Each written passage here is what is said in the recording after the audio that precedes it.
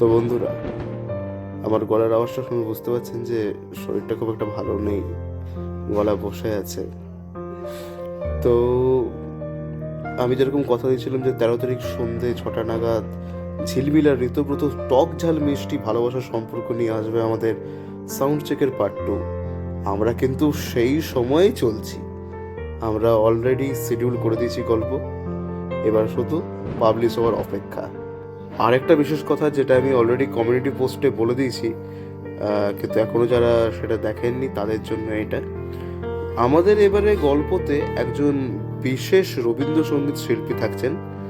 তার নাম হচ্ছে অনুভা সেন ব্যানার্জি। তিনি এই গল্পে ঝিলমিলের প্লেব্যাক সিঙ্গার হিসেবে 2টি রবীন্দ্রসঙ্গীত গেয়েছেন। আশা রাখছি আপনাদের সবার দারুণ ভাল লাগবে। আর একটা কথা, গল্প ভালো লাগলে কিন্তু চ্যানেলটা সাবস্ক্রাইব, আর আপনার জীবনে যদি ঝিলমিল আর ঋতুব্রত থেকে থাকে তার সাথে কিন্তু শেয়ার করতে ভুলবেন না।